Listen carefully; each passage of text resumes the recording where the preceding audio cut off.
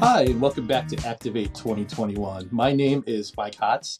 I'm a senior value consultant here at Iterable, and I'm pleased to present to you and really talk about the rise of the digital native, some of the trends we're seeing as that relates to kind of customer expectations and preferences, and really talk about what that has for implications as you're looking to adapt your customer experience. And really today, the whole goal is to start digging in and find out truly how has that buyer landscape changed and made that shift over time, as well as like how that has changed the buyer expectations. And as we mentioned, like in the earlier on, it's really the opportunity where it's a seismic shift that we're making here.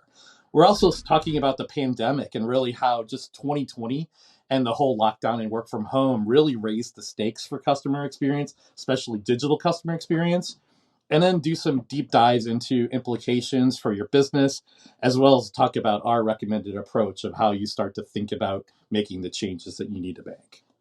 So let's dive in, and we'll get the Wayback Machine going and start thinking about way back to 1985 and thinking about the analog world, how people were kind of thinking about buying. And back then, it was very, very much a simple process. Buyers weren't really fully informed. And these were the things that we really learned in marketing school over the years. It was that process of elimination. It's the opportunity, say you needed to buy athletic shoes. You're probably familiar with a ton of brands, and that's really what represents over here on the left. Tons of brands you're familiar with, you're aware of. You have more detailed knowledge about like a lesser number, so you start to wear it down and saying, yes, this is the mix. Like Keds maybe, Nike maybe, Adidas no. Starting to think about that to the point where you start to get some finalists, where you say, hey, these are the kind of brands, these are the offerings that I could actually do, until you finally come down and you get those final kind of four and eventually make that decision. And really what that comes down to is once that happened in the analog days, wasn't fully information. So it was the opportunity where you continue to stay loyal with that brand. And that's why we see a lot of people that, hey, I'm a Nike person. I always buy Nike. I've bought Nike my whole life. Our toothpaste is another great one. It's either Colgate or Crest. Those are the kind of people they are. But little did we know, like back in the 80s, that as we were kind of like thinking about that in that world of talking and going to the store, talking to the salesperson, maybe looking at magazines, maybe some TV ads, there was a whole new kind of generation of buyer that was starting to be born. And they were truly kind of born into technology. And the technology that they kind of experienced from birth really started to shift their customer expectations because they're constantly connected. They're app native, and they're aware of what he and she can do with the technology. And if you think about it, it's amazing. You go to the stores today, you see tons of people in the aisles that have their smartphone, that computer in your pocket, and they're going through and they're actually comparison buying, whether it's like another brick and mortar or it's Amazon or somebody else. I'd also say like bar trivia has truly kind of like been totally changed. Now anybody can go through and actually do that searching on their phone and kind of be a decent kind of bar trivia player. So it's totally changed the way we kind of think about like how do we like operate in this world. And that also really changed the way that buyers think about the buying process. And this is some research from a few years ago from McKinsey. And I think it's very telling. It really talks about that simple process to this much more complicated process. So the star here in the yellow, that's really where the trigger need for that athletic shoe comes up. Hey, I need new running shoes or I need new basketball shoes. It's the opportunity where you start off with a group of brands that you're probably aware of because you've heard of them, your friends have talked about them. But the big difference from the process of elimination in the past was really that this whole active evaluation process is very fluid. So because of the internet and research that you can do and you can be fully informed, you can go through and look at many different channels to buy that through e-commerce. You can look at reviews. You can go on social media. You can chat with your friends and really find out things where, hey, there's a new brand that you might not even know of that you put into the mix. Or no, your friends say, hey, I tried to run with this and I got really bad blisters, so don't do that, right? So it's a whole opportunity where you go through with this active evaluation process until you finally kind of like at that moment of the purchase and you just have to buy them. You really need those shoes. And remember, as we talked about in the old analog days, that's where it ended. I bought Nike. likely, unless I had a terrible experience, I was going to keep buying Nike throughout my entire life. That's just the way it worked. Well, today it's all changed where because of the internet, because of technology, the post-purchase experience is just as important as the pre-purchase. It's the opportunity where, am I getting a good experience? Am I aligned with this brand? Are they giving me curated material, not just the shoes themselves, but also the best ways to make the most out of my running or improve my basketball? The whole goal of that is really to, as the brand that was purchased, is to get them into the loyalty loop, get them to actually not go into full consideration and purchase, but go through and actually like buy the shoes against from Nike. But the competitors can go through and actually target these customers as well. And their whole goal is to get you back into an active evaluation. So it's totally this fluid kind of experience that's all dependent on great customer experience.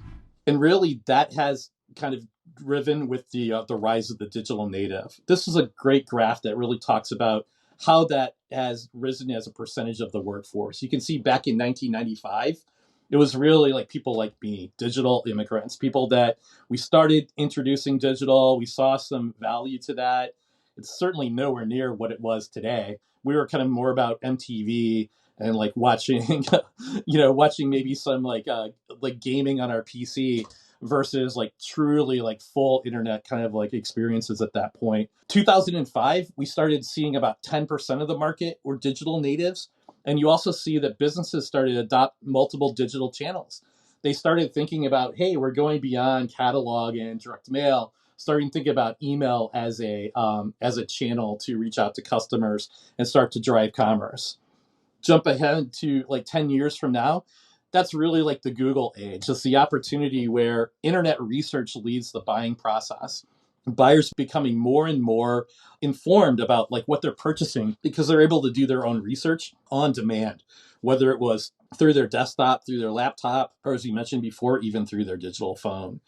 And then as we go through, and that's about 10% was digital natives at that point. By 2025, just about 75% of the workforce is going to be digital natives. And the prediction here from several different researchers, Deloitte, Walker, Gartner, all talk about 2025 as that time of the experience is the product. Product running shoes, for example, are really going to be thinking about as a commodity. They are what they are. There's not a lot of differences. It's really focused of the experience that you're wrapping around it, both digital and terrestrial. And along with that, and the rise of the digital native, also expectations continue to rise. And they're fickle as well, right? So it's the opportunity where digital natives what they want when they want it. And in fact, they're like not patient at all. This is pre-pandemic kind of research from Gartner, and it shows here that 1/2 of customers will switch to a competitor after one experience. So it's really thinking about that expectation. They grew up in digital. They expect that you have that. You can give that seamless kind of experience across all the channels. And they get really annoyed if they started on the desktop and then they move to the mobile device and the mobile device isn't aware of what they were doing on the desktop. And if they go to the store or they call in on the call center, they're also not aware of that behavior. It's totally annoyed. It's a bad experience. So it's the opportunity where half of them will kind of drop off. It's just an amazing kind of experience that we're seeing today. And it's really just today's reality. It's the opportunity where there's more and more noise. So the frustrations go there. If there's a brand that can really deliver on that, that's the opportunity. And as we mentioned kind of in the intro, I wanted to dive in because 2020 was kind of incredible in many ways with the changes that it brought to our life, but it certainly changed the way expectations are as well. So not only do they expect you to go through and like really shift from being able to go and pick this up in the store, having the consistent buying experience across all those different channels, consumers also expect you to be more sensitive and really start bringing what they had, that experience that they used to have in the store, back into the digital realm as well. So it's the opportunity where they want what they want, where they want it across all of them. You can see this from a recent survey that Iterable performed of consumers, saw that 63% say they want to buy from companies that are truly socially responsible. And as you can see, there were some standout brands that really kind of stepped it up and quickly implemented relevant COVID-19. Some as basic as just really shifting from pickup at the curbside, but others like Walgreens, and I love this kind of example where they take the Ask the Pharmacist kind of email campaign that was really their early attempt to start taking that discussion that you have with the pharmacist about your healthcare and how you're trying to treat yourself, to really move that and make that shift to build a video series that was really focused on those top questions about COVID-19 and the pandemic. So if you think about back to that time, it was like mid-March. I remember this. It like shut down and everybody's like, oh, what do we do? Like, what does this mean? Nobody really knew. Walgreens picked it up, was able to really be nimble and agile and put this into their email program and reinvented their pharmacy chat. And I highly encourage you to kind of check that out as you have. Also wanted to talk about what this means. This is more research from the Iterable survey. And as you can see here, when you get it right, you get that brand satisfaction. It's pretty good. They're still kind of fickle. 57% of the consumers surveyed said they'll buy from the brand again, right? You still have to go up to that bar. But if you get to them, at least 57% will buy from again. But if you get it wrong and you start having multiple bad experiences, and remember, experiences defined in their kind of lens, in their eyes, they're going to switch to the competitor after more than one. And not only that, over half will really start to warn their friends and family about the brand. So the negatives are actually higher than the positives. So that's something to really consider. And that's really opened up what we call the era of the jaded customer. That's kind of how I like to think about it. Really high expectations. If you're not meeting those, it's a quick fuse to go through. So it's imperative for brands to really think about the strongest range of digital experiences. And again, what does that mean? It goes back to what we talked about early. Is your experience, if they go onto the website, similar to the mobile experience, similar to the store experience, similar to what they expect if they call into a call center. It's all making sure that you have that one unified view of the customer, and you're able to activate on that and make sure that you're weaving that like ultimate kind of seamless experience across all those channels. So what does that mean for your business? Again, Peppers and Rogers started talking about this back in the 1970s, but now it's really imperative. If you're not already, you have to make that shift and start thinking about not inside out, but outside in, making sure you're really having that empathy with your customers and thinking about how do they look at your brand? What do they find important? And making sure you're thinking customer first. Secondly, it's really thinking about how do you optimize this digital experience? And that again goes back to that one single view of the customer and picking up those signals that they give you, the behavioral, your signals, making sure that you're giving experience that delight the customers, not annoy them, that they're actually not only will drop for a competitor, they might even like badmouth you to their friends and family. And lastly, it's really like prioritize and find out like where is the boat leaking? Like what are the opportunities when you think about the customer journey that you're seeing that fall off? So that's another thing where it's not only having that complete like look at the data, it's also looking at the analytics behind it and seeing like where are those points where we see that drop off? Where are the things that were happening? And think about how can we build messaging that weaves through that seamless experience that's actually going to be able to delight the customer rather than have them drop off. So this is the question I get all the time. It's like, where do I start, Mike? This is like a huge job. Well, I like to say the first point is really to start focusing on the total customer experience. It's like, what is that ultimate customer journey that you're looking for that customer? And starting to think about like what makes sense not only for you, but what makes sense for the customer. Where are they getting the most value from you?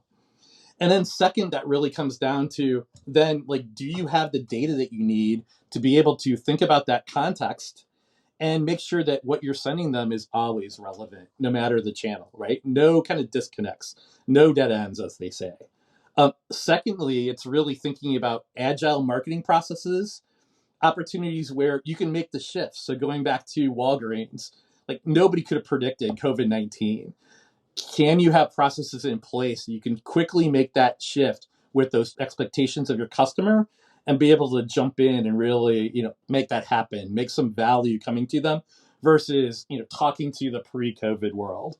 And that really comes down to that connected experience. So not only can you do that in one channel like email, you have to think about how does that also then go through your other channels that the customer is communicating with you, whether it's mobile push, whether it's web push, whether it's SMS, and then thinking about how does that data gets back into the call center or the store associate as well. And then lastly, it's really starting to leverage the promise of artificial intelligence and stop being just proactive and trying to catch up with customer expectations, but start to predict what's next and using that technology to start identifying and preparing for next best experience in your customer's mind. And step one in this process, and this is really where the value consulting team and your customer success manager, it's really helping you kind of identify those needs, tying them to those goals, and really starting to think like, how do you start framing that problem? It's really, as I think about it, it's like starting to collect those oranges. Like, what are the pieces that you need to make up to like start and put together? And it could be like, are there certain processes that are agile that we can automate or make more efficient? Like, how are we looking at like app data today? And our app experience on top of that, like, is it connected with our other experiences, or is it like sitting in its own kind of silo? How are we learning? How are we identifying like what was going on with customers yesterday might not be the thing that they want to do today? So are we doing more testing? Are we looking for opportunities where we can kind of make those subtle changes and continually to weave that ultimate optimal experience? And lastly, it's really like that focus and prepare for agility, like getting prepared for those unknowns like the pandemic and that just like rock rock earthquake shift that it made for us as we had to adjust our business. You can't prepare for everything, but at least you can kind of think about that and have the tools in place that you can truly be agile. And then these are some of the like the top challenges that I see, and really like everybody asks me these all the times. I mean, one of the first things is if you start looking at kind of your customer experience and you start seeing hundreds to thousands of one-offs. There's a mobile campaign over here. We're doing like a web push campaign that's different. We're thinking about SMS different from push notifications in the application. And then, yeah, email and the web are totally like opposite of that. That's where you're really starting to see some issues. And you're probably experiencing low engagement, low conversion, and low adoption. Those are like really the telltale signs that your experience just isn't up to par. You also have to start thinking about like, are your experiences adaptive? Like, are they thinking about how the customer is going through with their flow, how they want to buy from you?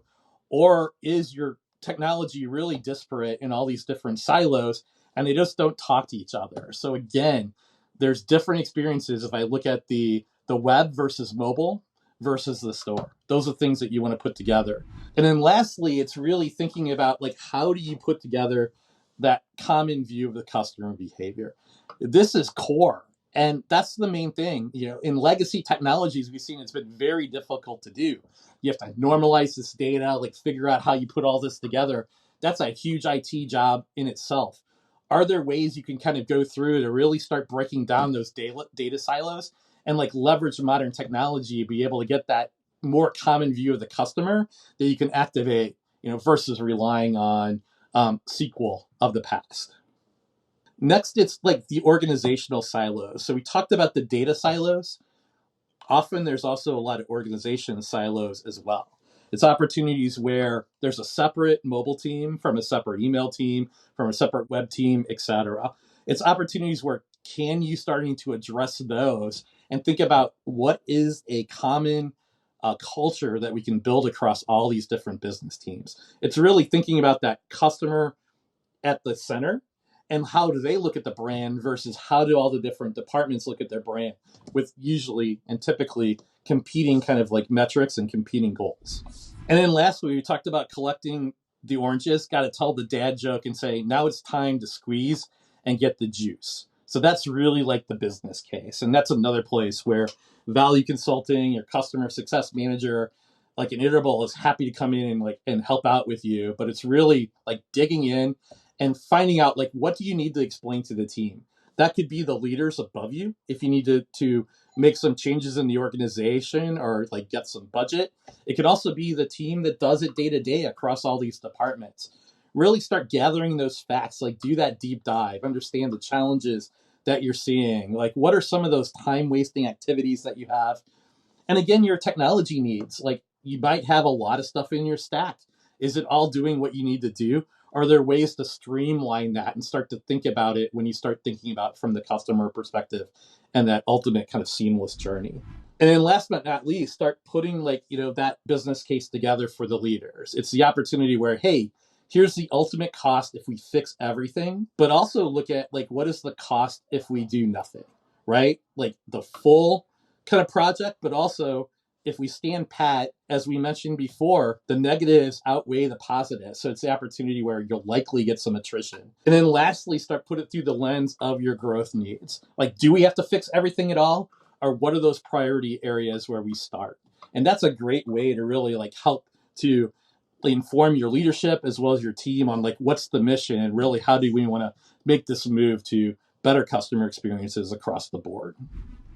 So in summary, I just really want to repeat. As I mentioned, we've been talking about this a long time. One-to-one marketing, Peppers and Rogers talked about that back in the 1970s. The McKinsey data has been out since 2009 about the consumer buying process has changed. There's been a lot of warnings and out there. Really, now is the time where you really have to focus on that total customer experience. Because not only are the digital natives kind of really growing in their influence into your customer base, but also the pandemic in 2020 really kind of amplified those expectations. So to truly be on the board and be successful in the future years up to 2025, you really have to have that kind of seamless kind of like experience nailed down. And then lastly, really do that homework.